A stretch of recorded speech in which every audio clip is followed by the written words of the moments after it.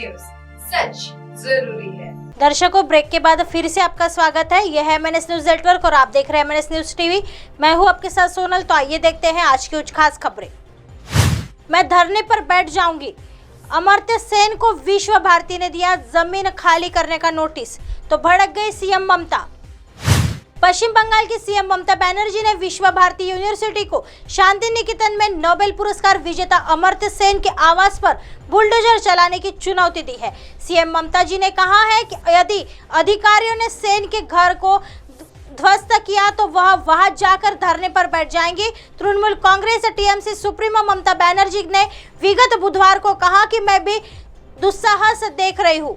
वे अमर्त्य सेन के घर पर बुलडोजर चला देंगे। यदि वे अमर्त्य सेन के घर पर बुलडोजर चलाते हैं तो वहां जाकर धरने पर बैठूंगी। मैं उसकी प्रतीक्षा करूंगी। मुझे देखने दीजिए कि उन्होंने अमर्त्य सेन के घर पर बुलडोजर चला दिया है। यदि वे ऐसा करते हैं तो मैं वहां जाकर बैठने वाली हूँ, पहली व्यक्ति रहूंगी। बता दें कि हाल ही में विश्व भारती यूनिवर्सिटी ने फिर एक बार अर्थशास्त्री से 6 मई तक शांति निकेतन में कथित तौर पर अमर्त्य सेन द्वारा कब्जा की गई 13 डेसिमल भूमि को खाली करने को कहा।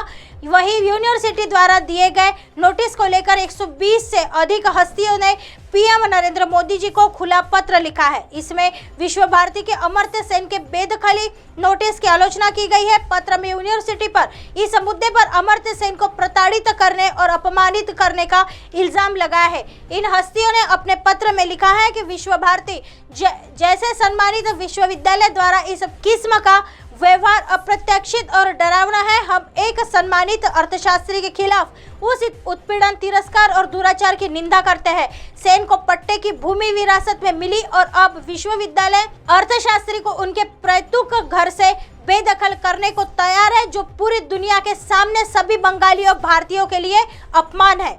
आइए बढ़ते हैं अगली खबर की तरफ। पीएम मोदी ने कहा, स्वास्थ्य सेवा के लिए भारत का दृष्टिकोण सार्वभौमिक। प्रधानमंत्री नरेंद्र मोदी जी ने बुधवार को कहा कि जब कोई वैश्विक महामारी नहीं थी तब भी स्वास्थ्य के लिए भारत का दृष्टिकोण सार्वभौमिक था। राष्ट्रीय राजधानी में advantage health care India HSCI 2023 one earth one health के 6ठे संस्करण का वर्चुअली उद्घाटन करते हुए मोदी जी ने कहा कि भारत का लक्ष्य सभी के लिए शारीरिक, मानसिक और सामाजिक कल्याण है। उन्होंने कहा, सच्ची प्रगति जन केंद्रित होती है।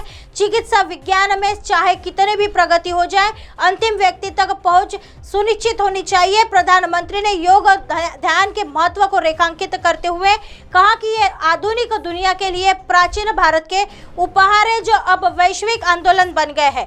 प्रधानमंत्री जी ने कहा, भारत की पारंपरिक स्वास्थ्य सेवा प्रणाली में तनाव और जीवन शैली से जुड़ी बीमारियों के ढेर सारे जवाब मौजूद है। भारत का लक्ष्य न केवल अपने नागरिकों के लिए बल्कि पूरी दुनिया के लिए स्वास्थ्य सेवा को दुर्लभ, सुलभ और सस्ता बनाना है।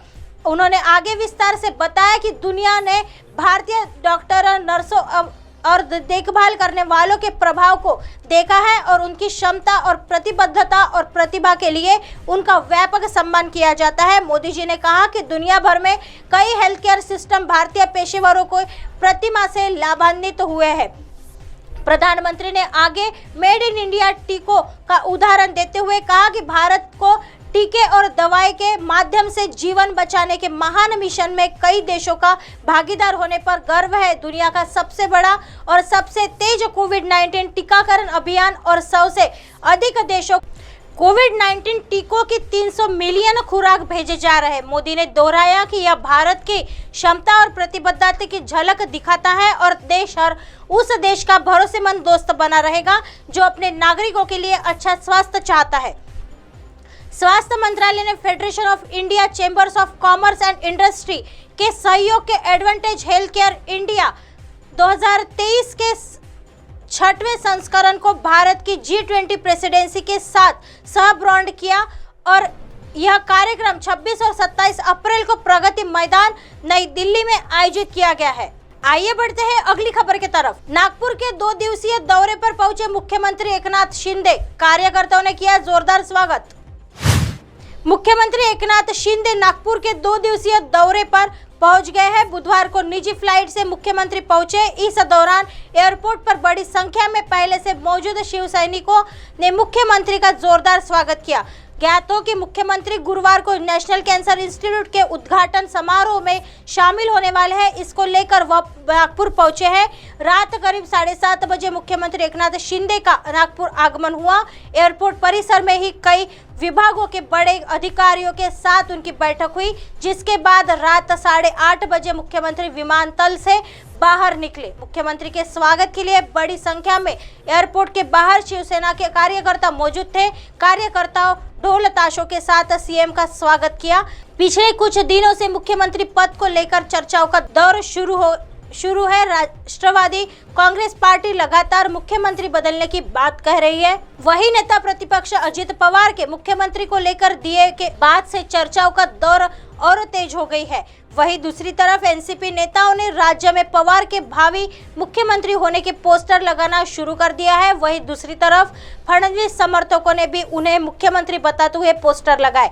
मौजूदा विवाद के कारण शिंदे नाराज। मुख्यमंत्री पद को लेकर चल रही चर्चाओं और अजित सहित एनसीपी का भाजपा के साथ गठबंधन को लेकर एकनाथ शिंदे नाराज बताए कि बात कही जा रही है। इसी को लेकर पीछे 3 दिनों से शिंदे सभी के संपर्क से बाहर है। हालांकि केंद्रीय गृह मंत्री अमित शाह के नागपुर दौरे पर लेकर आज वह उपराजधानी पहुंचे हैं। अब आप हमारे चैनल को आपके मोबाइल पर भी देख सकते हैं। मोबाइल ऐप पर देखने के लिए प्ले स्टोर से MNS news TV apps download करें।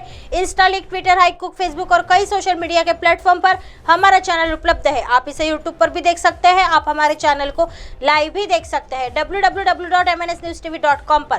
फिलहाल वक्त हो चला है दर्शकों ब्रेक का। ब्रेक से लौटने के बाद देखिएगा देश और दुनिया की तमाम खबरें। बने रहिए MNS न्यूज पर। नमस्कार।